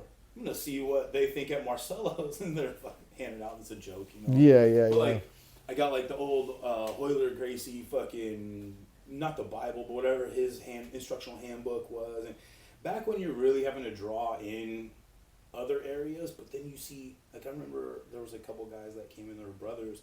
They had only trained off what they'd seen on YouTube. They're actually pretty good. Yeah. Probably like high blue belt level and stuff. And then, day one type stuff. But that's the thing, man, especially now, there's just so much out there. You can go look at 5 different or 20 different videos on the same technique. Yeah. And you can glean a lot of information off of that. 100%. Granted, it's always nicer to have somebody who has some insight and has some experience to be able to kind of get in there and let you feel it. Because that's one thing I do a lot when I'm teaching, especially the grappling, where it's like, do it to me. And then when they do it to me, I can kind of help them get the right feel for it. And then it's like, all right, I'm going to do it to you so you can feel what I'm doing to you. And that's the downside of the like remote learning, but it's still super beneficial if you have both, right? So people can come to me and they're like, oh, I saw this, and then we can discuss it and like brainstorm it and test it and things like that. And I think that's the right approach. You see, like we've got one of our students, he's done a couple smokers, but he got a job at the UFC gym, and his title there is MMA coach. And so it's like you can see where like what they're trying to push at their agenda at that specific gym, being that they're UFC, whatever, UFC Fit, Puyallup, whatever. Yeah. And he's actually doing fairly well. Like I'm not throwing shade at him, but you can see where like the industry tries to kind of like upplay certain things. Yeah, it's a plug and play type thing, They're just like, oh, let's get this guy in there. He's doing something. Let's take advantage of that. And they're going to have some sort of legitimacy, and he's holding pads and stuff in there. But then you get somebody that's like you go and you watch a video or a technique that's terrible or poorly done or poorly executed or just not going to be very like high percentage, something like that. Right. So, yeah, exactly. but then they see the video and it looks cool and it looks good and they think they can make that work, and then you go into somebody that's a high level, it's like, well, do that against me. And it doesn't work at all. And they're like, oh, so I always make this joke. I'm like, oh, like, say I'm teaching a sweep or something like that. I'm like, coach, it doesn't work. And I'm like, did you do this? Did you do this? Oh, you missed something? And it's like, oh, it's my fault. You know what I mean? Like, it doesn't work because you didn't do it properly. Like, where's the disconnect? Oh, you're looking at so-and-so over here fucking around while I'm going over the finer points. And there's a couple individuals that are notorious for this, and you can't force them to pay attention. Right. But I always say, like, so Nico, Krosno. Yeah. Everybody in the community does. But when he came and did the podcast, he was talking about one of the wrestling coaches. And I kind of lost my train of thought, but he was talking about, like, I hate a man in a mood or whatever. But, like, you were talking about the kids not paying attention. Yeah. Well, there was a point I didn't make specific. But, yeah, so I hate when I yeah, no, very it's all specific good. worded. But just when you're not paying attention enough and you miss something, and it could cost you, and the person I'm thinking of is, like, this person's really athletic. I'm not going to say his name because I don't want a negative connotation, but if he listens to this, he'll know it was him. And it's like, say you've got somebody over here looking like, man, that guy's athletic. I want to be like that guy. I want to be like him. He's like, yeah, I'm over here fucking around, blah, blah, blah. And it's like, you know what? That little kid thinks that's the way to be. And when what you're doing doesn't work for them and it doesn't work, it's like, well, you had your opportunity to work this out, to iron this out. Mm-hmm. And he's been partnering off with one of the guy that we got fighting on Travis's card, and they're both southpaw. So I'm like, okay, now is a good time to work that mirror, or like work the southpaw, and find, like, little nuances. And for him to also being southpaw, I'm like, what do you have to offer as a knowledge? You know what I mean? If you're just standing there fucking around, he's not getting shit out of this. Mm-hmm. He's just getting a body to fucking throw that. Mm-hmm. So the each one teach one type stuff, damn, it's driving me nuts with Nico. It'll come up, like, after the podcast. Oh yeah, no worries. Yeah, no worries. But yeah, I mean, it's just, you never know, like, the man in the mood type of thing. And when you're not paying attention, it's like, it's not my fault, but I take the accountability still at that high level or that high standard. Yeah. I deal with the same thing with a lot of our kids. Usually it's the teenagers. The teenagers like to just yep. Out of school, like, just like 18, 19, and now they have the freedom to be. They don't have to go back to school. But, yeah. So the teenagers, they like to talk a lot, and so, like, I'll be doing technique and they're giving each other looks and being funny, and then it's like, all right, come demonstrate or whatever, and I'll put them on the spot, and they're just like, what are you doing? Mm-hmm. You know what I mean? Then I'll come bring up, like, a 6-year-old, boom, bust it out. Yeah. Like, wow, dude, like, how are you twice this kid's age and he's paying attention and you're not? Like, focus up, man. If this, you know what I mean? Like, let's go. My son, he's 10. His name is Wyatt, and he's wrestling, and he's doing great. He just had a tournament on Saturday and won all his matches, but I'm trying to get him to turn that corner of, like, dude, technique is important, because he's physically, like, athletic and stuff like that. And he knows some technique and he'll utilize a little bit. But once the balls get rolling, he's just, like, flipping this way and that way. And, sometimes it works out, sometimes it doesn't. In previous weekends, it wasn't working out as much. This weekend, it worked out pretty good.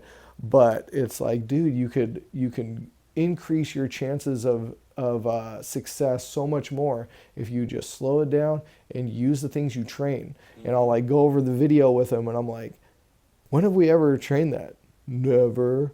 And it's like, dude, if you just, like, do the things, step by step, like what you're talking about. You have these kids where it's like, oh, it's not working. Well, we kind of have this checklist. Did you do da? You didn't do those things, so it's going to be hard. And then, it makes it tough as a coach too, because it's like, this is this certain situation and this will work in that situation. Once things change, well, now we got to change, the whole list, right? So now this will work in this situation. If he's doing this, we got to do this. So trying to, it's really tough, you know. But the kids who pay attention and the kids who care to learn, you know, that's when they get the next level up. And then you'll see those kids that aren't paying attention start to get beat by these guys. And then once that happens, that usually will perk their head up a little bit, you know. So it's a process, you know. Thank you. It is definitely a process. And you said a couple of good things that are like, I always talk about developing that mental checklist. So, I mean, when I teach fundamentals class, it's going to start with your stance. It's going to start with how you stand. Are you on the balls of your feet? You know, like you're flat-footed. You know, like submission. Are you crossing your feet? Or crossing your feet? Are your hands up? Are they down because you're worried about making sure your feet move? And then going through the process to develop that checklist. And then you start to get them in, like that's why I say drilling is so important, is to develop that checklist. I'm like, all right, this is the specifics of this move that we're doing right here. Let's just say it's like a 1, 2, 3 low kick. If I'm going to step in and cross my toes like this on my jab, now I have to correct again. And if I'm like trying to throw a cross like this, and then you know what I mean, like, well, why are you not moving your foot? I tell you to move your feet with every strike. And how to plant for proper power and stuff. And it's like if you miss something, it's like the devil's in the details. And if you miss a detail, you miss the move, can miss that move, could cost you the fight. That fight could cost you your health. That health could cost you who knows God what. only knows. And so that neglect of that of paying attention, that focus, you don't know when that's going to cost you. But I'm sure from your aspect, but definitely from mine, how many times do we see those neglect cost people? And even if it's just a couple punches, or even if they win, it's like, you could have done better. And they don't want to hear that on a strong victory. It's like, one other thing I always say is like, you know how like people do my turn, your turn for the drills? It's from Muay Thai, it's, you know, damage, disruption, fucking blah, blah, blah. But, damage, destruction, forget the third D. Anyway, where's that implementation coming from? And if you're and then your hands drop and you're just kind of fucking around because it's their turn now, is that what's going to happen in the fight? Or at some point you're building habits. You're building bad habits too.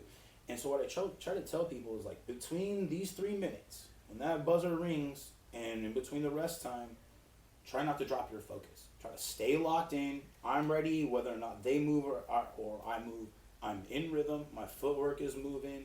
At any point, I could strike. At any point, I could defend. And if you can't do that, like, you're probably not as polished as you think you are. If you're taking little breaks off, or like, which they all fucking do, and this is something that I implemented on myself when I used to train, especially because I always try to do a clinic off the 1-2. So I'm just dialed. In Master Style, in the old boxer, so locks coming off the 1-2, just tap tap. So anything like, oh, that's it. Oh, now my pad holder holds this up again. Now it's time to get ready to go. And then they go into pad work with me and Crew Jones, and they're like, ta ta ta. I'm like, still waiting for the rest of the combo. It's like, you had the time to develop this. You had every opportunity, and fight camp and pad work is not the time to develop. That's the time to put in the work, or to put it into play. Like polish it, yeah. And drilling, you should be able to scale it back to 1% so that you're hitting every single mechanical move. And if you miss something, like, we go back to the video, it's like, coach, it didn't work. I'm like, well, let's watch why. I'm like, okay, you want to stand like this, but throw your cross over your hips, you know, and then. So I always make this joke because Aaron Martin, again, I was talking about this. He used to throw the 1-2 but miss the 2 and then throw the head kick. He was the first one to get me, and I'm like, still there, but my legs stopped moving. I'm like, and slowly just kind of like went down and kind of grabbed the ropes, and he saw it. He's, you know, yeah. high level. He's like, didn't hop on you or nothing. Yeah, yeah. But just those little things, like where to break those rules, that needs to be done at a high level. So any of my students, and hopefully anybody else listening, you're cheating these rules, you're gonna get caught. Ain't no cheating in combat sports on a long enough timeline. You could cheat, but you're gonna get caught sooner or later. Yeah, definitely. And once again, like you said, you're always building habits. So however you're training, that's a rep. You know what I mean? That's a rep. What's my phrase, guys? Every step, every rep. Yep, yep. So if you're constantly, like you said, boom, boom, dropping your hands, there's a rep of that. Like, I hope you got more reps of doing it right, but now you're kind of contending with yourself and kind of erasing things. And I think you should contend with yourself to fix those bad habits. Right, right. If you're not your own worst critic, like when somebody else shows up to be your critic, it's probably not going to be received as well. There's nothing that anybody can say to me that I haven't thought about a whole bunch of times already and I'm critical of myself. And that's why, like, outside criticism doesn't mean much to me. I'm like, yeah, I know. I already know. I've heard it all. Told myself, and then other people have told me, and now you're telling me. It's like, I get it. Yep, yep. But, I don't know. There's a lot to be said for just that longevity in training, too, because not all those lessons come right off, or even the ones that you get told a lot, you don't remember them all. Yeah, and I mean it's a lifelong thing. You know, I'm still learning. Like I said, I just started the gi. Like that's a whole nother plethora of things to learn. How you liking that so far? It's fun. It's fun because it's just like starting over. You know, it's like starting a new game. So it's a lot of fun to be a beginner again, basically. You know, so it's fun. There's just so many things to learn. So I need to spend more time at it, you know, running the gym and, you know, doing all the other stuff makes it hard to spend as much time as I would like to, but, you know, like I said, it's a lifelong journey. We'll get there eventually, but especially once, you know, I'm hoping to do one more fight early next year, probably March, April, hopefully at the Mucko Shoot or something, and then I'll be focusing completely on just being a coach and, you know, increasing my skills for more of the coaching aspect of things. So I'll still probably dabble and compete in some grappling and whatnot, but so you're saying you're trying to get a retirement fight? Yeah. Okay. Yeah, that's been the plan. I tried to do one last year. It was supposed to be against that Carson Fry. And then he pulled out the week of, and so that didn't happen. And then got an opportunity to go fight up in Canada, did that, and then now I'm just kind of been waiting to try and get something going, you know. But with the move of the gym and everything, I'm kind of postponing. I was hoping to do it in November, but the Mucko Shoot wasn't doing a show then, so now I'm just kind of pushing it out to just get that hometown retirement fight and, you know, move on from there, focus on other things like my son and the gym and everything like that. So definitely training and even coaching at the same time, but training for a competition for yourself, it's tough because it's going to I haven't done this because I haven't competed as I've been a coach, but I do see others and I see the struggle of like, man, like I have to take care of me.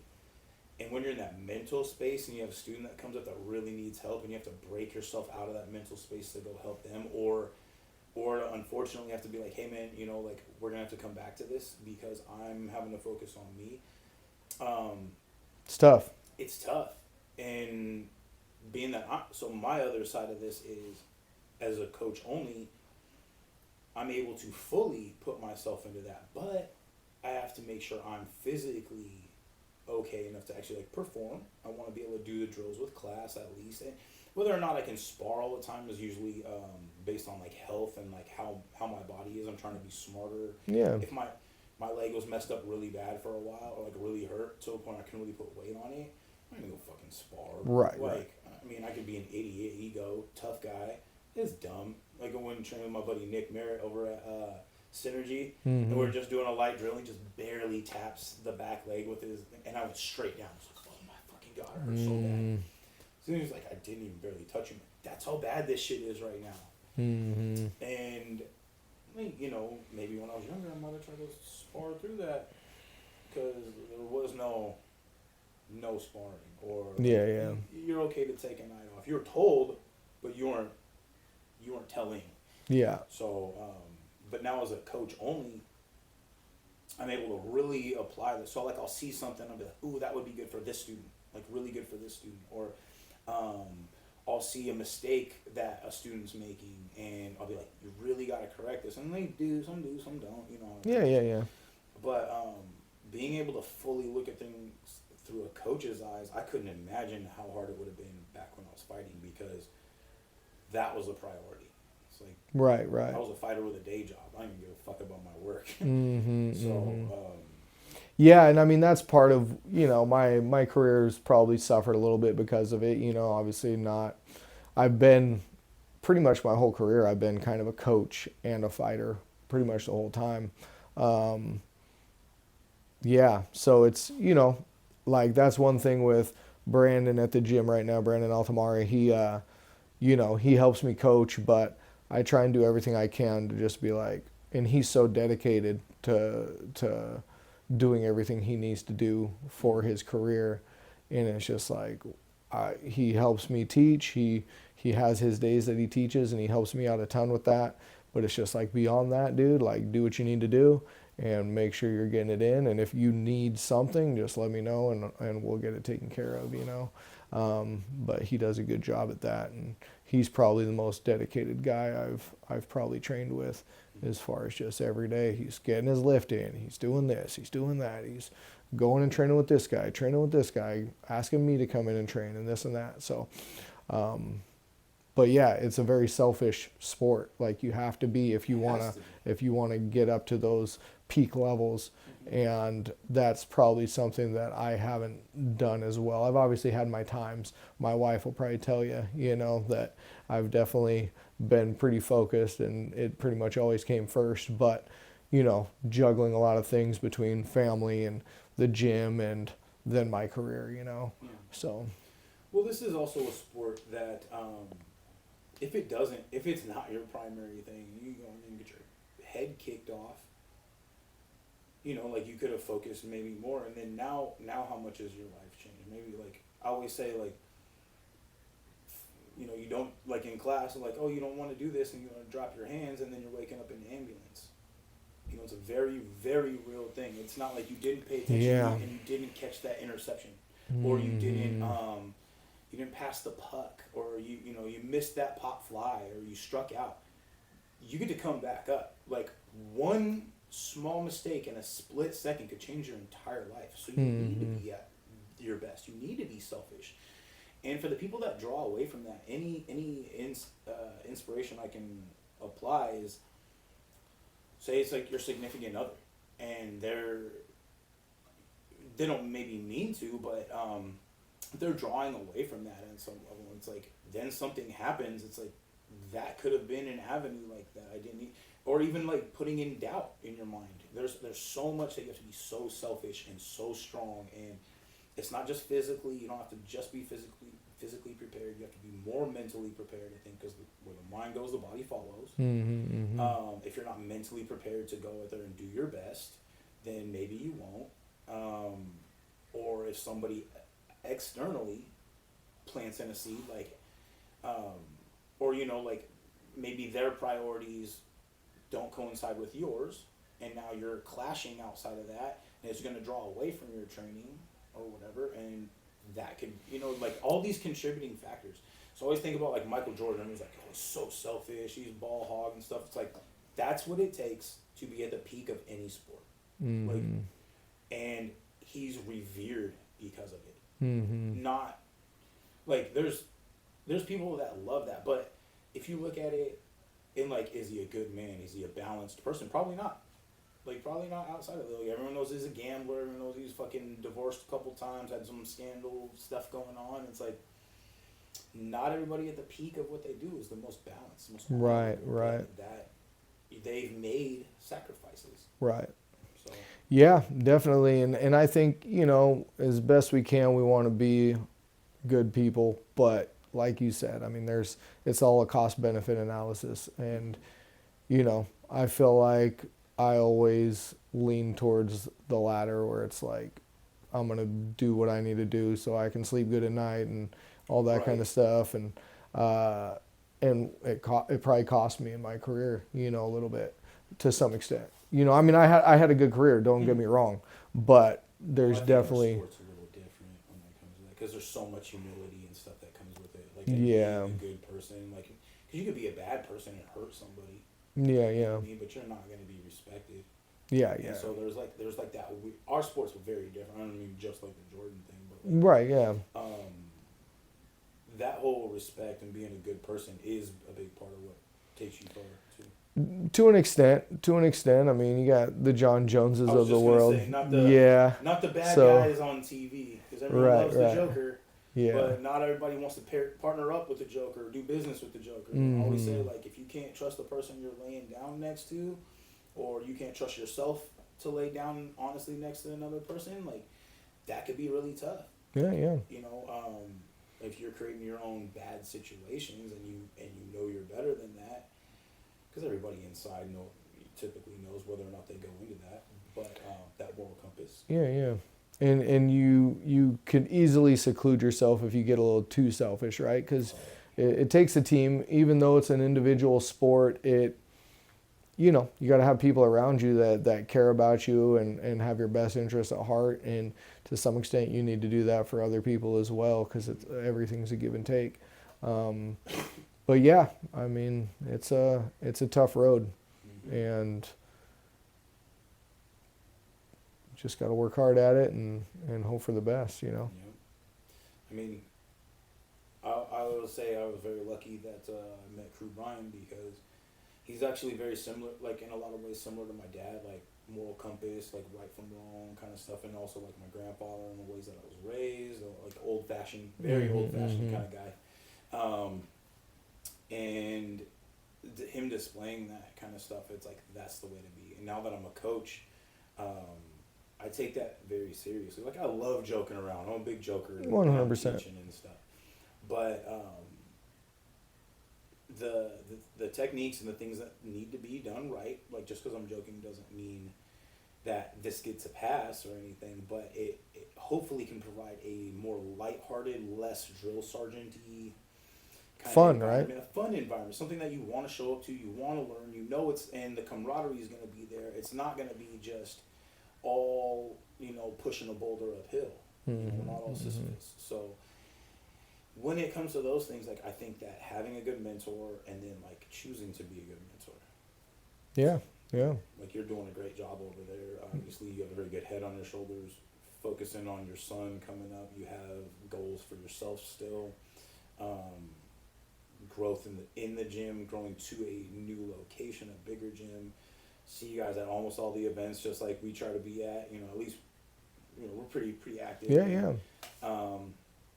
Yeah, and like, in developing that community and people that we know we can trust. Like, Exactly. I can be like, Isaac, go train fucking Drew. You know, like, it's gonna be a good time. There are other people that I wouldn't necessarily send somebody directly to, but I probably wouldn't shy away from having them go there, because everybody's got something good to 100%. And sports fucking growing.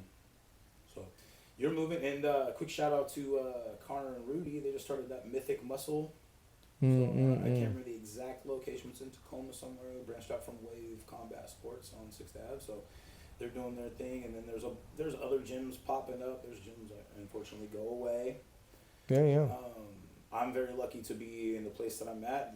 Opened the doors in 2011, and I've been there ever since, pretty much. And those, like, Ludusport, like, long-term staples, like, you know, West Coast Fight Team, Brian Johnson, you know, these long-term staples in the sport. These are places that you know you can go to. It wouldn't exist if they were a bad place. Right, right. So, thank you for providing that in your avenue. Thank you. So, Yeah. So, they're almost 2 hours in. Anything you want to come up and say? Oh, dang. It goes by fast. Huh? Yeah. No, I mean, just we're, you know, right now we're on 38th Street in Tacoma, not too far from the Tacoma Mall, right next to the Costco. come in, check us out. If you're interested in training, now's the time. We're going to be moving. So we'll probably be upping our rates a little bit in the new location. The new location is just 26th and Pacific, right next to the chocolate factory there. Basically, be driving by it every day on the way to Vital. Yep. Pacific down to 509. Nice. Speaking of which, if you ever want to stop in a Vital, do anything. No, for sure. I know I've been down there for some open mats before. I need to come back in, but once again, it's finding that time. But finding the time and then taking time away from your team to go to. Exactly. Yeah. So now we'll make it happen though, for sure. Like I said, with Isaac in and stuff, definitely try and come in. And then Rob comes in some too. Oh, cool. Good. So those are our 2 MMA guys. Yep. So we had just had when I started, we had such a big MMA program. Everybody was doing MMA. Only like 2 or 3 people only do like Muay Thai kickboxing. And now it's like we're primarily like Muay Thai or Jiu-Jitsu. Right. It's like, what the fuck happened? Yeah, and that's the same with us too. I mean, we have a handful of people who do MMA and stuff, and they're all about it. But boxing and jiu-jitsu is a lot of our mainstay, When you guys do sparring on Saturdays, like, is that MMA sparring? We usually start off kickboxing, and then after, like 30, 45 minutes of that, typically people who have MMA fights or are interested more in that side, they start to transition into the MMA. Okay. And if people want to come in and roll or whatever, it's just open mat, so people can come in and get some work in. Maybe we can chat and put something together, like cross-train, because we do sparring on Saturdays as well. It's nice and light. You can come to us. Maybe we can come to you. Right. Put something together. Definitely. Especially with like Isaac and Rob. We can talk to them too, because Isaac, he's a young man. He needs to get some training. Yeah, for sure. So yeah. But yeah, just ludusport.com for anybody interested. LUDUSPORT.com. It's on the shirt. Yep. So come check us out, and all the info's on the website. You can always reach out and contact me, and my social media is Drew Brokenshire. So.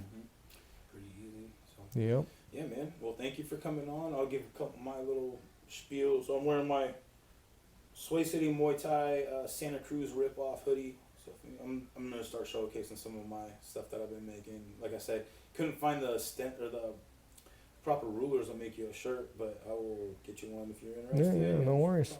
And shout out to my buddy Nick running Karma. He's doing a good thing. And my buddies over at Uwe. And my team. Love my team. So everybody there. Thanks for having me, man. Yeah, man. It was a good time. Sure you don't want any shout out anybody else? Nah, just my team, man. My family. My wife, Sarah. Love you, and thanks for always supporting me with all this crazy stuff. So. Cool, man. Well, thanks for coming on. Let's go ahead and shut it down. All right.